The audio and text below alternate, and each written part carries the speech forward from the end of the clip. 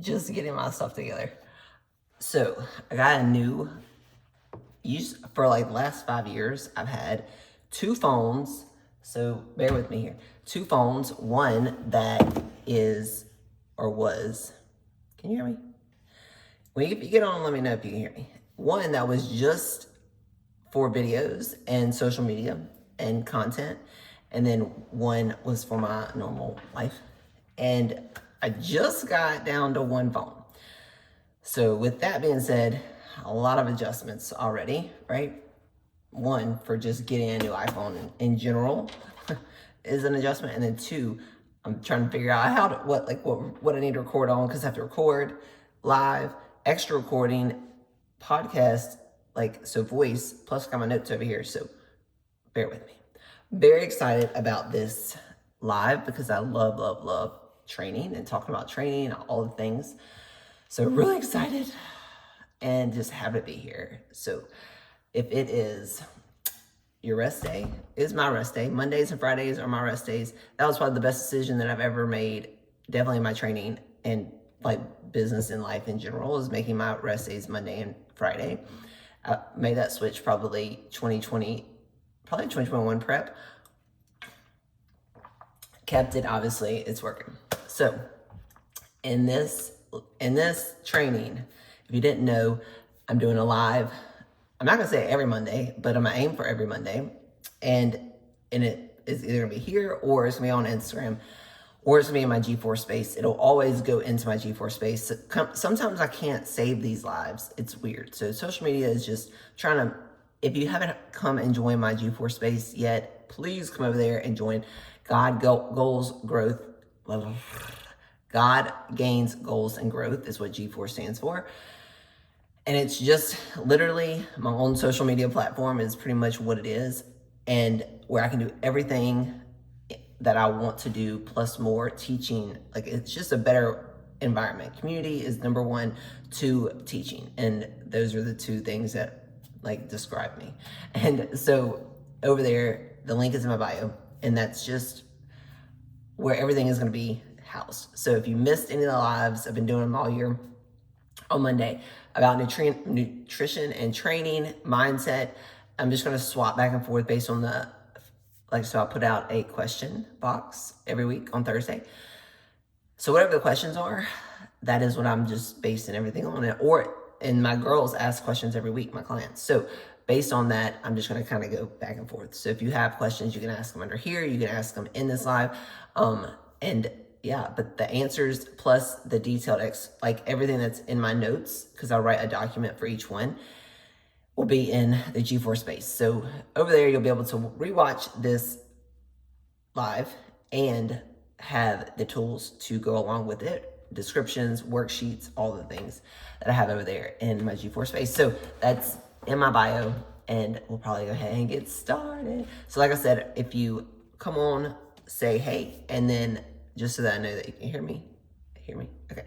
And if you have any questions, you can ask, and I'll get to them at the end.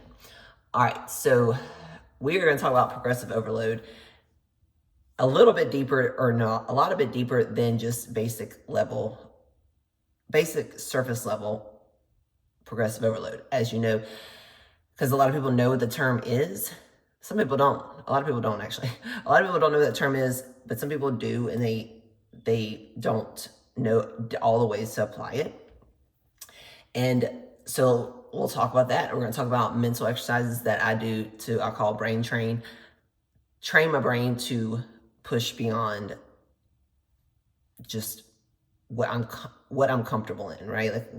Different, and these are going to be boundaries and just different ways to think when it comes to training, to help me not think, ultimately, to help me not think, and at the same time, keep me safe and making progress so I'm not burned out, I'm not discouraged, I'm always making progress, because I've set myself up to always think that I'm making progress with these boundaries and just mind-brain training games that I play with myself. So, okay, so a lot of the first topic we're going to cover is block style training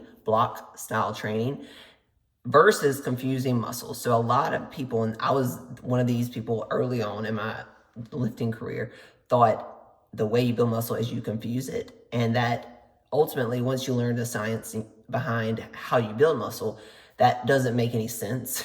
But ultimately, in real life, it doesn't make sense. And I put in here, if you were to tell your husband, if you confuse your husband on the directions to get to the dance recital, chances are that he'll either arrive to the recital after it starts, or he won't arrive at all. So any confusion, there's going to be stagnant in progress or no progress at all. So you're either going to hit a plateau in progress, or you're going to not make progress at all. When you confuse anything, and this again applies to every part of life, definitely when it comes to muscle growth, and even when it comes to nutrition, if you were stagnant, if you were not making progress in your journey right now, if you're not making progress, there's a great chance that you are confused as to what to do. Otherwise, you would know exactly what to do, and you would do it, and you would get the results, right? It would not be at a standstill. So with that being said, logically, it doesn't make sense as to why you would want to confuse the muscle, and that would be forcing it to grow, right? So just keep that food for thought. So the truth behind muscle confusion, all right, the best confusing muscles week to week only slows progress.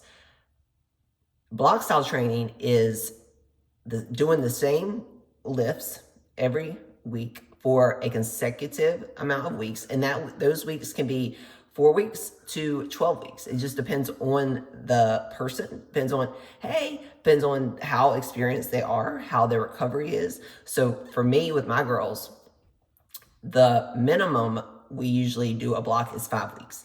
And that is even for my girls, they're not like advanced lifters, like Olympic lifters over here, but some of them are very advanced just as a general population. Those girls we can push to 6, 7 weeks, but a lot of times you don't. Like, I'll pull back or I'll hold at 5 weeks, and then we'll switch to new block just for their mental health, right? Like, I know that it gets repetitive, and that's what causes people to not want to continue or not even want to do block style training, because of the repetitiveness. But that repetitiveness is what allows you to grow muscle. So helping them find, okay, what's not just repetitive and getting burned out, and what's efficient, right? For our ultimate goal. So blocks again can be anywhere from 4 to 12 weeks. Recovery has a lot to do with that. Mental mindset has a lot to do with that. The client's ultimate goal has a lot to do with that. Hit their life. So know that there's not anything concrete as far as how many weeks. You'll just listen to your body as you go. But the goal within a block is to progress every single week in each lift. So that makes sense even more why you don't want to switch it up. Like, if you want to see that you can only do, let's just say, 200 pounds or 100 pounds with hip thrust, and then the next week, if you don't do it again, then there's no reason for your body to build the muscle tissue to support more lifts or more heavier load, right? So switching it up kind of is silly with that, right? So instead, we're going to apply progressive overload to the hip thrust. And I do have an example in here I'll go through in a little while, how to, like, real-time example, just to give you an idea of all the ways that you can apply progressive overload.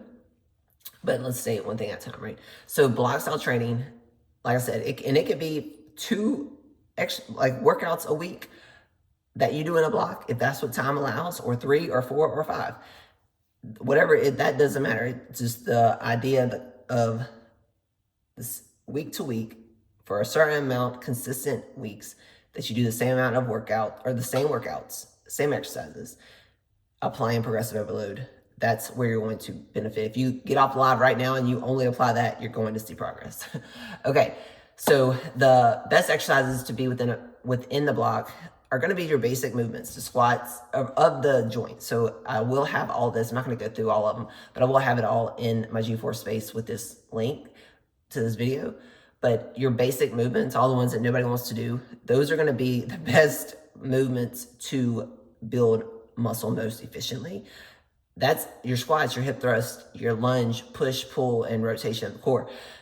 because those are natural movements. Like those are movements. And I was talking to one of my girls the other day about deadlifts, and years ago before she was with me, she pulled her back deadlifting in the gym, and that's very common. And so whenever I wrote her block, deadlifts were in the block because we got to learn how to deadlift, because we deadlift the baby, we deadlift the groceries, we deadlift everything off the floor every day.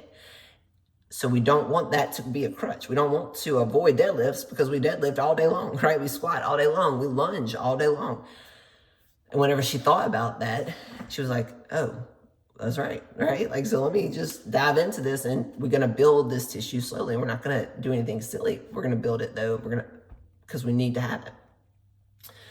As far as like the movement patterns of, and I think of them at the joint. What is the movement pattern of the muscles around the joints that you're working? That allows you to do different variations of lunges or squats or deadlifts and all the things with that same idea. And it also helps you when you have to switch. Like if you go, my girls, they travel, go to a different gym with different I have my hand, with different equipment, but maybe they don't have the equipment that you normally have at home. That mindset and that understanding of the muscle in the movement helps you to say, oh, well, okay, I can't do hack squats over there, but I have a Smith machine. I can literally create a hack squat with the Smith machine. I can create a leg press with the Smith machine, things like that. So that, and I actually just finished my form guide, which is going to be in the membership. It's not going to be in the free space, but it's going to be in the membership. And that's a huge, huge help for if you're writing your own training. You need this literally. And it will be, I do have a document also that I'm going to have in there in the membership, how to write your blocks, because it's very simple when you break it down and you just plug and play. That's my goal within my Grace and Grit membership, is to get that to you. But this week I'll be putting I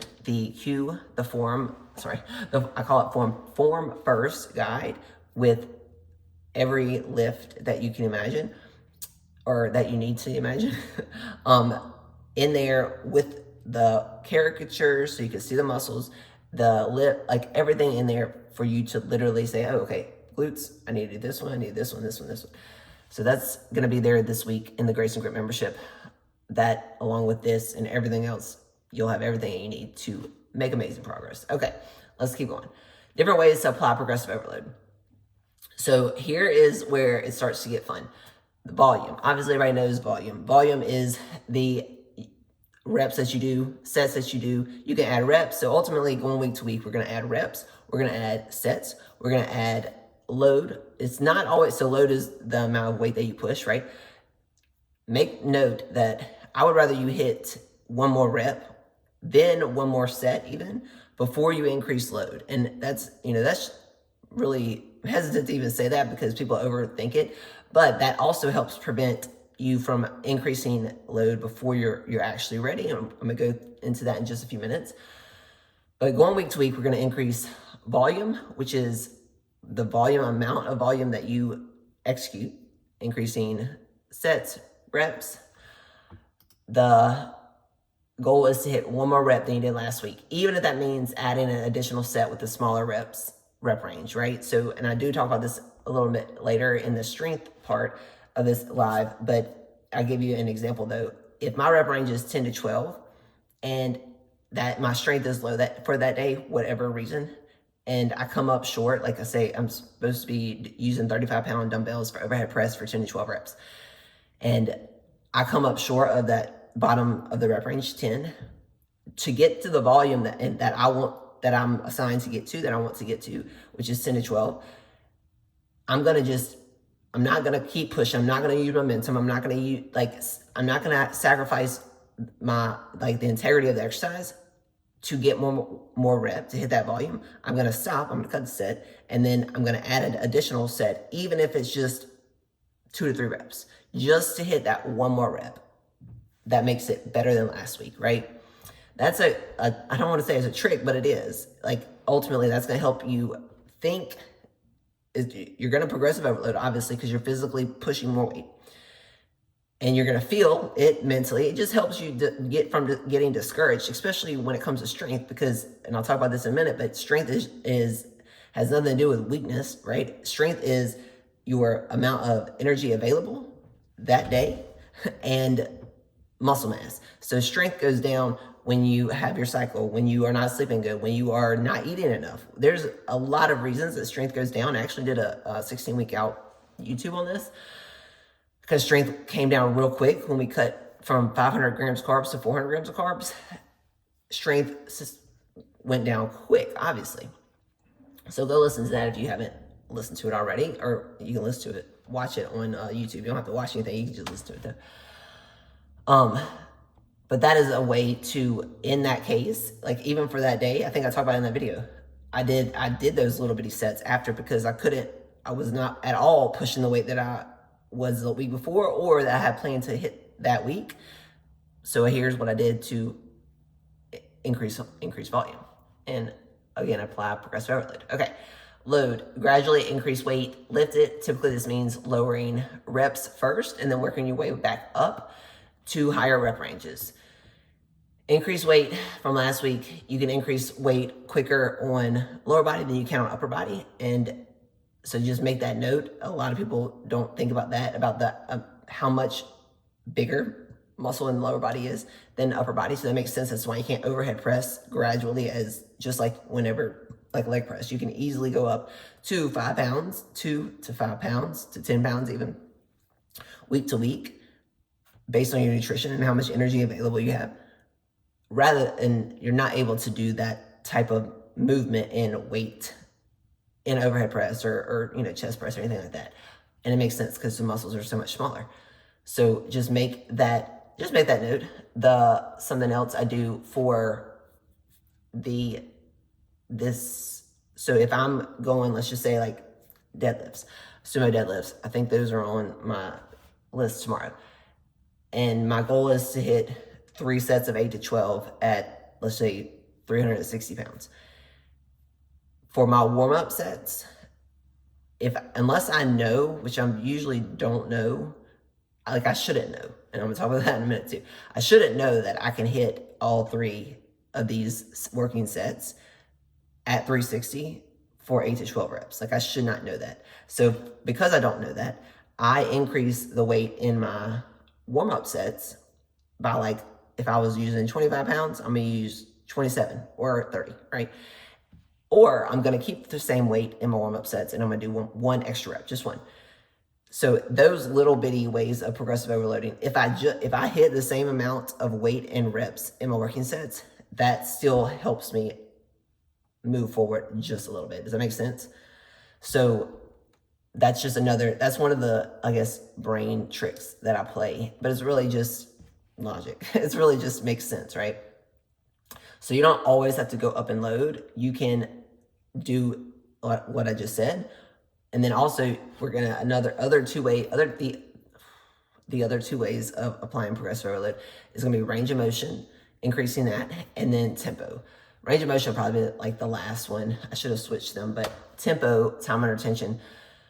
So slowing down when, let's just say we're going overhead press, right? So overhead press starts up here and the eccentric is down here. We're gonna stop right here and we're gonna pause. That would be an increase in tempo. We're gonna slow down on the eccentric. That's an increase in tempo. And then even slow down on the concentric, going back up, is an increase in tempo. Anytime that you are literally increasing the amount of time your muscle is under tension, that's an increase in tempo or time under tension, right? That also is how you can apply progressive overload. So going back to that upper body and lower body, that's going to be the way that you increase in shoulder press, chest press, all the things. You're going to increase tempo because that's going to tear down muscle fibers to force your body to rebuild those muscle fibers to be stronger. Whereas if you try to jump from 35 to 40, now you're just sacrificing form and execution, and that's not building anything. Your risk of injury is just really high, right? So tempo, increasing that time under tension is going to be your ticket to increasing weight in almost every upper body, or in all upper body movements and lower body movement as well, for sure. But I just wanted to emphasize that would be a big, big ticket for if you feel like you've been shoulder pressing the same amount for years. Let's work on it this way.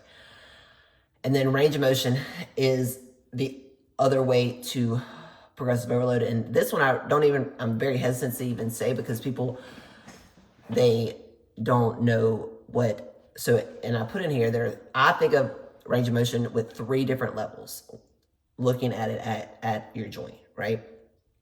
So like going back to shoulder press. So if you're shoulder pressing, the goal would be to stop right below parallel. This is the sweet spot. This is a place where you have to stay in control. This is not hurting or causing any type of possible injury to your shoulder. And that's it. So those 2 things, those most important things, right?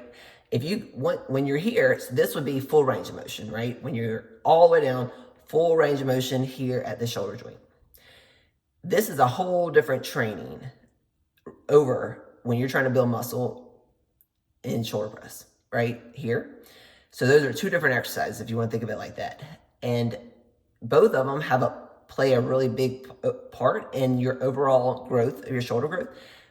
Protecting your shoulder from injury being a big part. You can't grow if it's injured, right? So the 3 levels of range of motion to just think about is like here would be not even at parallel, right? This is something like a pulse, like this is a lift. This is a lift that builds just like KES hip thrust, where you're working just the top part of the hip thrust, top 1/4 of the hip thrust, just like that. So here's one exercise, then here's an exercise, and then can train full range of motion. So know that you can increase range of motion to apply progressive overload. And then also know that those, like I said, I think of them as 3 different levels of range of motion. Know which one you're working, know which one you need to work, which ones you need to build, and why you need to build it, so that you can build in this just example, your shoulder muscles, all safely and balanced, right? So let me know if you have any questions about that. Like I said, all these details will be in my G4 space. And then I give an example of progressive overload in action. Hip thrust, 150 pounds. I think I just went through that. So increase volume. You can stick to 150 pounds and hit 3 sets of 12 to 15, or 3 sets of even one more to go to 16, right? Increase tempo. That would be like 2-second pause at the top when you're squeezing your glutes, 2 seconds eccentric as you're coming down, and then staying tight. That's another thing that just having to remind clients to make sure that they are staying tight in the hole, or like going back to the shoulder press thing. When I said you go here, and this is the sweet spot, right? Because from here to here, at this point, you're now using momentum. Whether you want to admit it or not, or anything, just like when you go ass to grass, pass pretty much right below parallel is where you need to be stopping, but that place below parallel to the grass, that's where you're losing tightness in your core, you're losing tightness in your hips, and you're using momentum to get out of the hole in a squat. So this applies to every lift. When you're doing a deadlift, if you're not controlling the eccentric going down, and you hit the bar on the bottom or hit the bar on the floor, that hit on the floor and that come back up, you lose tightness. So I call them silent deadlifts. We put the bar down and we pick it up and we stay tight. So, okay, increased load, talks about that. So when you increase in load, going back to this hip thrust example, 150 to 160, after doing 150 for 3 sets of 10 to 12, you're gonna go up in weight, you're gonna go down in reps, and you're gonna build within your block, you're gonna build your weight, that weight, 155, 160, up to 12 to 15 reps. Starting at 8, usually 8 to 12. Every now and then somebody, and it's probably not you, but it might be, need to work at a 4 to 6 rep range. I probably do, if I have like one block every 8 to 12 weeks in a year, probably 4 blocks a year. Will I ever be working at a 6 to 8 or 4 to 6 rep range? And it's going to be in my building season some years if I'm not in a complete reverse like last year, or no, the year before last, when I was in pretty much a prep all year long or some form of deficit. Then I'm really not really worried about 4 to 6 reps. I'm just going to stay between 8 to 15 reps, right? Or 20. So different rep ranges does not build different muscle, just so you know, does not build lean muscle. It just is to be applied at different parts of your journey for different, not even different parts of your journey. Every part of your journey needs all the rep ranges, but they all have different reasons, and they all should be within your workout at different places within your workout, within your block. So that's part of the things I'm going to talk about in that Grace and Grit membership, and my Grace Grit membership over the next couple months. Just getting that out, all of that, how to build blocks, how to understand blocks, blah, blah, blah. So if you write your own workouts, you need to be part of this Grace and Grit membership. Okay. Adjust range of motion. Like I said, that pulse section up at the top, is very, very efficient, is a very great part of the whole growth process. Okay. So mental conditioning's what I call brain training techniques. And this is going to be, again, just ways that I have done this for 11 years without getting burned out. People always ask, you don't get tired of, no, I don't get tired of it. One, because I constantly am moving forward. I constantly feel like I'm making progress, even if it's just so small. So I'm going to tell you those couple little things that I do for that. How I log reps to mentally and physically feel like I'm making progress every week. So if I'll log, and so I had to explain this to my coach when we first started. We've been together for a little while now, but if I log a rep at 8.25 reps, that means I hit 8 reps, obviously. And before my last rep, I thought I could hit another rep. So I thought I could hit 9. And after completing my 8th rep, I knew that I could not hit 9. So if I thought about it, but I knew after that 8th rep that I could not hit 9, I'm gonna put 8.25. That means I thought about it. If I didn't even think about it, I'm gonna put 8. If I knew that was it, 8. So if I thought about it, but then I knew after completing the rep that I could not, I'm gonna put 8.25. I put 8.5 reps if I thought about it and hit my 8th rep and attempted. So I thought I could, and I attempted it. I controlled the eccentric, but I could not. I knew before I even attempted, so I didn't fail. That would be the 8.75. I didn't fail, but like in a shoulder press here. So here's our starting point, right? So I've already hit 8 reps. I already thought that I could hit 9 reps, and then I went down, and then here I was like, ain't going nowhere. I didn't go here, and fail. I just went to here, and I knew I just had to put it down, right? That's 8.5, and then 8.75 again is an actual technical failure. So if I'll log that, and then each week when I write my workouts each week, 8.25 to 8.5, that's a win, that's a progress. So if I went 8.25 last week, I just thought about it, and this week I actually attempted it, but still did not go and actually fail. That's still you're moving forward, right? So just make that, see how small that is, and how you could literally you could apply this small measurement to every part of life and constantly feel encouraged and motivated because you're constantly moving forward. So, but you got to look for it, right? And you got to build your boundaries. These are just boundaries I built for myself to protect myself from myself. Okay, how to choose weight for your first set. So this is, again, these are my these help me, help my girls. How to choose weight for your first set. Your first set, so if your rep range is 8 to 12, that first weight, you should 100% know that you can hit the bottom of your rep range. You don't want to come short of your rep range, right? And you also don't want to go too far over. If you know that you can hit 15, if we're looking at overhead press, 15 pounds per side, if you know that I can lift this for 15 reps, then you're not pushing yourself. So that first set needs to be a weight that you can 100% hit the bottom of a rep range, but you know you cannot hit the top of the rep range or beyond, right? If you could hit 12 in this case, as an example. That's okay. Start there and see how it feels, right? And then If you hit 12, top of the rep range, and you're like, oh, I could have done 2 more. Our rule over here is 2 more. If you could have done 2 more reps with complete integrity, complete control, hey, Michelle, then you go up in weight, period. The next set. Okay, after each set, I note the reps.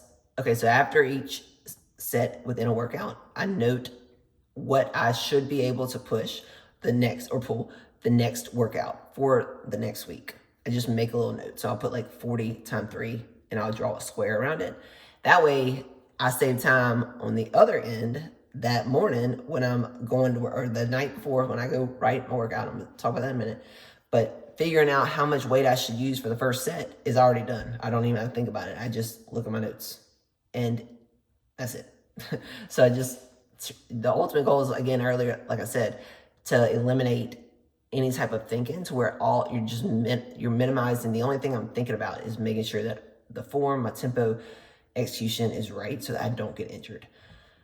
Okay, so when I write that progress, when I write the weight and what I want, my predictions, when I say prediction for the next week's workouts, that's considering that all protocols, all recovery protocols, nutrition, all the things stay in alignment. I make those good decisions, and this is what I should be able to do if I do that, right? So, and then, like I said earlier, eliminating decision fatigue the night before. I transfer all my notes from my last workout to tomorrow's workout, and so that I don't have to think about anything. It's just all right there. Freeing up space for me to mentally execute. How do I know when to move up in weight as you go from set to set to push yourself maximally without risk of injury? You have boundaries. So here are the boundaries that I have for myself to easily know if I need to. It's kind of like the 2 more, or exactly the 2 more. These are just so I don't have to think, do I need to go up in weight? Hit the top of the rep range. If I can hit the top of the rep range without any form, like at all. Hey, Michelle, I'm so excited that you're here.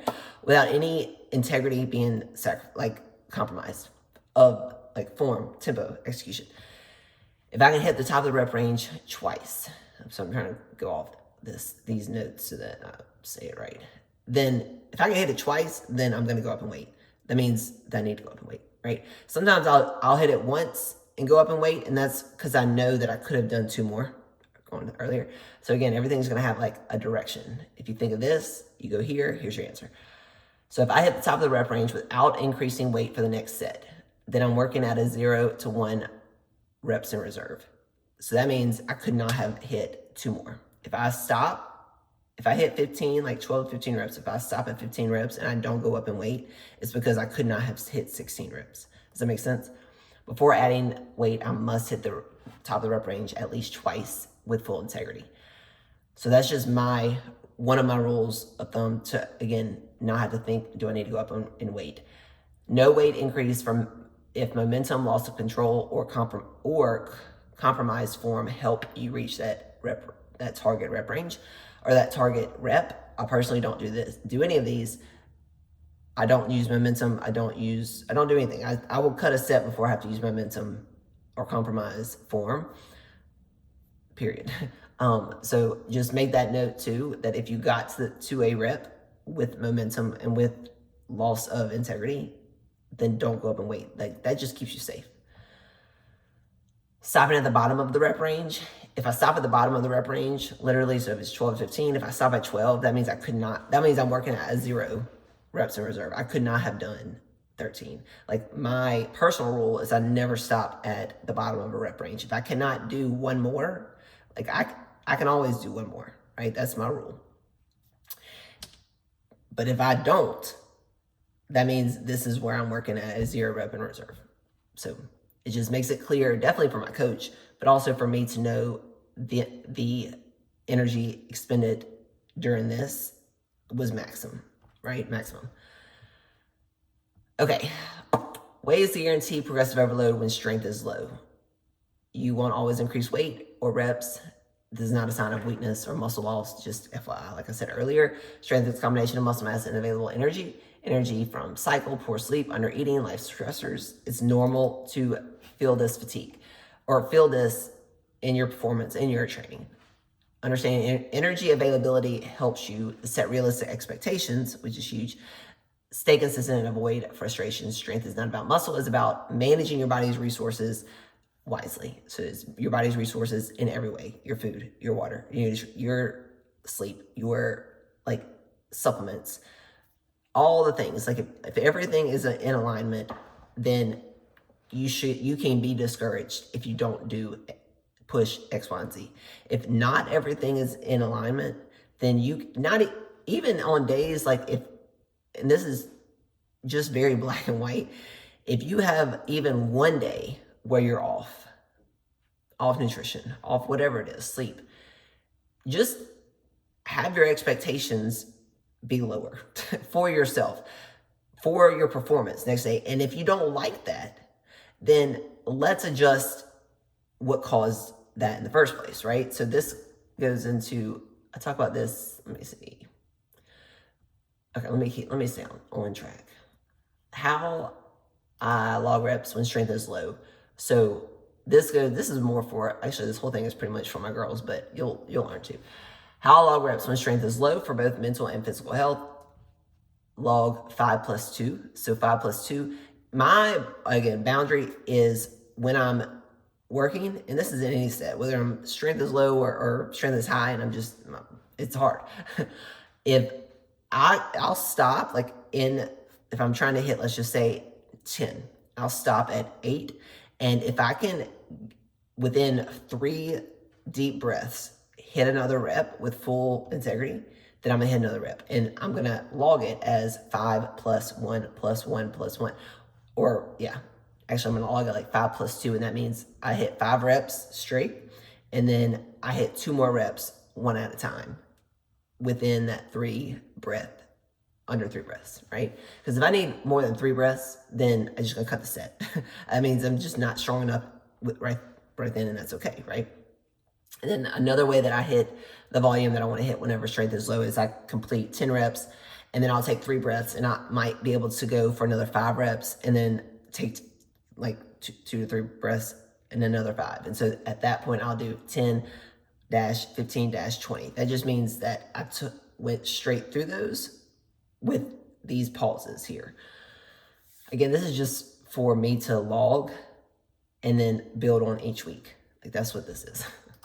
Okay, and then last thing I want to talk about is my brain training routines that help control self-pressure, because ultimately all of us, our discouragement, our everything, hey Tanya, is pressure that we put on ourselves, right? Anybody worried about how much weight you push, how much reps you hit? Nobody cares. Nobody cares about that except for you. So, which is great. I want you to care about it, because that means you want better, you want to change. But where is the line with when you're trying to control self-pressure? Like, you have to draw boundaries, or you're going to literally drive yourself into discouragement in every area of life. So here are just a couple of things, or some things that help me. Only look and write one workout at a time. So I don't even look when Chris sends me my training on Friday. I only look at Saturday. I don't look at Sunday. I don't look at the whole week. I don't look at anything except for the next workout on Saturday. And I write it and I reflect on my notes from the previous week. I write this one, and then on Saturday night, I write Sunday. And then on Sunday night, I don't have anything to write because Monday's a rest day. So that helps me compartmentalize one thing at a time. I can focus, because ultimately, and I learned this a long time about myself. If I write a whole workout week, a week of whole workouts, and some people think of this as a waste of energy. That's fine. You can think of it however you want to. But for me, it helps save so much energy, because if I wrote deadlifts, let's just say on Tuesday, because that's usually when I'll deadlift, and it's just Saturday, but on Saturday I hip thrust, right? I'm supposed to hip thrust 410 pounds, and if my mind is even thinking about the 300, because I love to lift. This is my favorite thing to do outside of my husband. But if my mind starts to think about the deadlifts that I'm gonna be doing on Tuesday, it's gonna take away the focus that I have right now for these 410 pounds of hip thrust, right? So for me, I've come to realize, and once I realize it once, I just keep it forever, that I just write one at a time. One workout at a time, reflect, write it, and that's the best for me.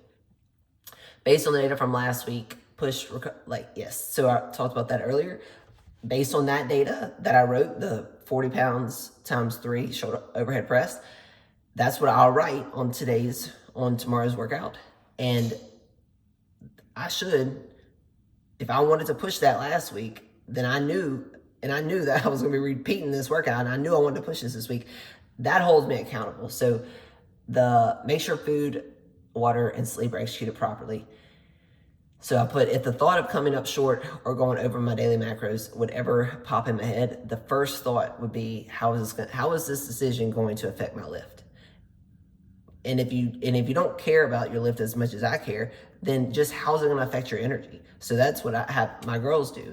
A lot of them care about their lifts, but more so we care about our energy. How is overeating or undereating going to affect my energy to show up for life as the woman I am, as a wife, mom, whatever? How is it going to affect my energy? Do I want to feel like death? Do I want to not be able to lift that in my case? Do I want to have no energy for my husband, for my kids? I don't.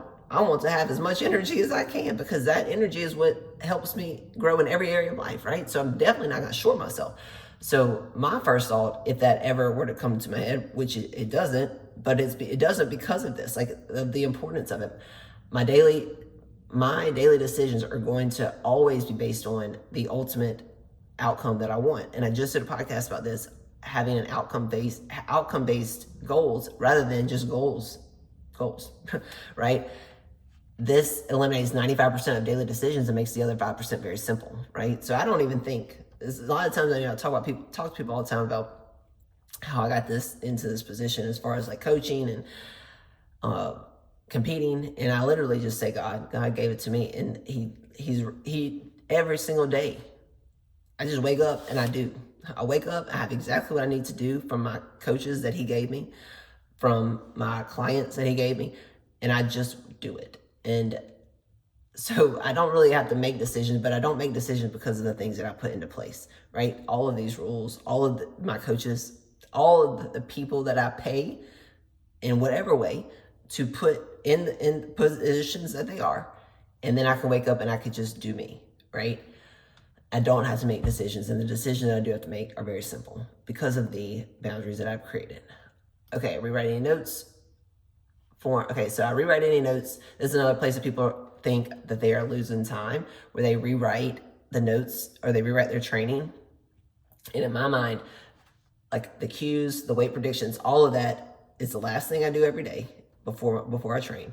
And it's the first thing I do in the morning. So it's literally, it just never stops in my head as far as I haven't wrote my workout for tomorrow, but I think I'm probably hip thrusting, or I don't know what I'm doing actually.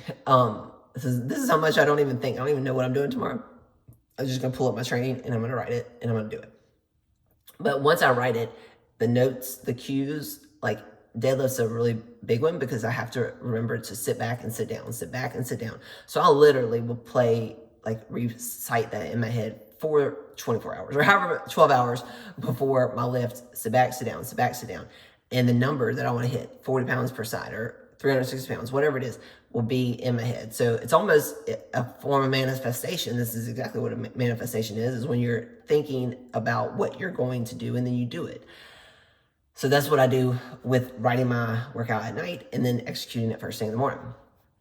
And like I said, I more so think of it not just as manifestation, but going back to brain space, you can only contain, and I'm working on actually a exercise, like a worksheet for this, because I have my girls do some of these exercises each week. You can only contain so much brain space. You only have so much brain space every day. So I make sure that it's not filled with the world. So to do that, I have to fill it myself, right? And so that might mean listen to the same song over and over and over. That is a form of focus for me, so that I don't switch lyrics in my head, right? I just am listening to the same song over and over and over, and I can literally dial in on whatever it is. It could be training, it could be work, it could be whatever it is.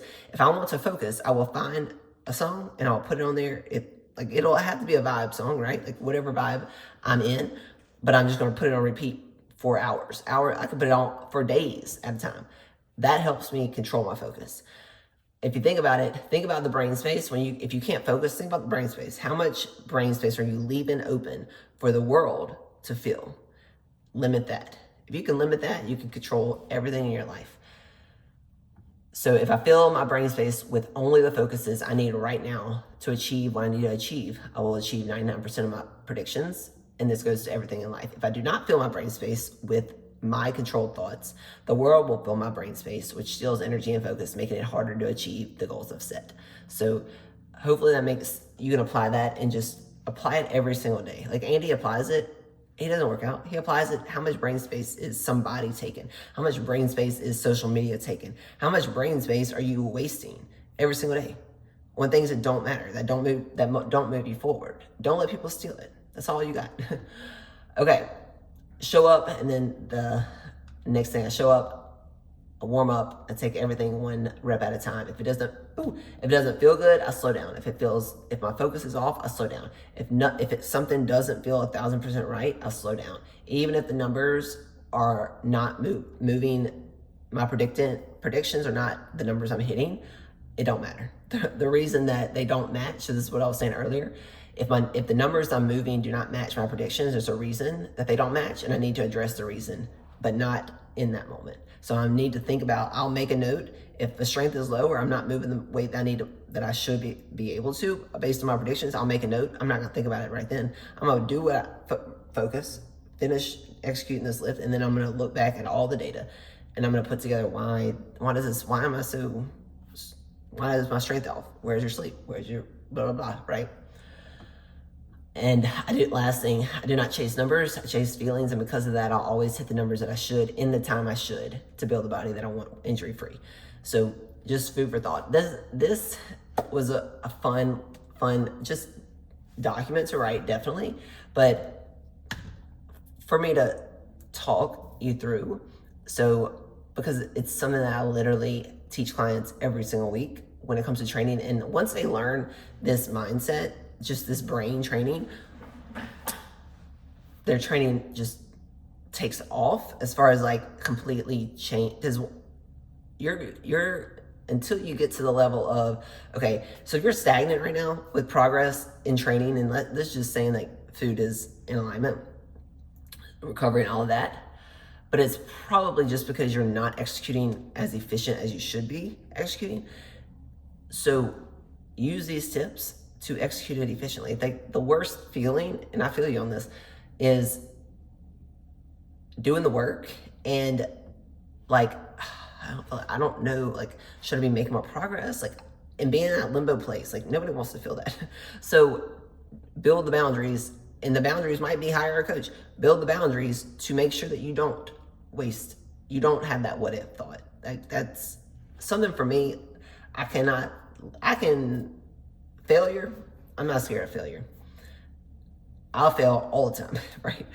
But what I am scared of, and because I'm scared of it, I will never feel it, is I never want to regret not giving 120%. So I don't do things. If I don't want to give 120, I'm not gonna tap the dabble in it. I'm not gonna try it. I don't even try food. I don't even try food that I have never tried before, and it's because I've been here 37 years. If I ain't tried it by now, my husband and my parents have not told me about this food right now. By now, in 37 years, it's probably because it ain't that good, right?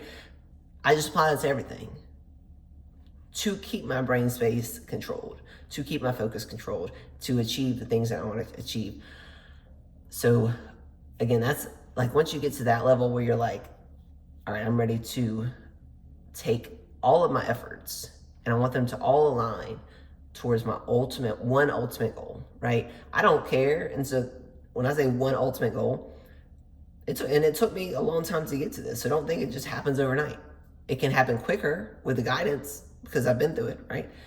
But I don't care if I fit in. So a lot of the struggle, especially early on, is I'm trying to live this healthy lifestyle, hanging out with people that don't have a healthy lifestyle. Well, those are two different things. So when we're ready to step into a place where we're aligning everything, and you don't care who you hurt, and you're not over here crushing people, but you're gonna take care of you first. That's it, right? Once you get to that place, everything just, your transformation just becomes unstoppable, literally. And it's so cool to watch as a coach, that mindset. Like as soon as they hit that mindset switch, it's like everything unfolds, literally. So, okay. So if you, I'm gonna cut this off. I'm trying to get these less time, but if you want this video again, plus all the document words and the worksheets and everything else, in my G4 space, it'll be up there probably by the end of tonight, maybe tomorrow morning. But there's so much over there in my G4 community. The free resources is crazy if you like anything that I do. If you want to lose weight, if you want to build muscle, if you want to compete, if you want to, and not, you can just be a normal person. I'm a normal person. And you have to be a woman to get into the space. Come over there. It's just, like I said, it's just like a social media platform, except all women, all wanting better, all wanting just, all on the same journey. So I'm so glad that God gave me this, honestly, because I'm just excited about all of the transformations that are already happening within the G4 community. So all this will be there, plus more, plus much, much more. So, okay, well, I hope you have a great Monday, great week. Let's have another, just give it our all, 120, give it a 120. And yeah, that's it. Okay, I'll see y'all next Monday.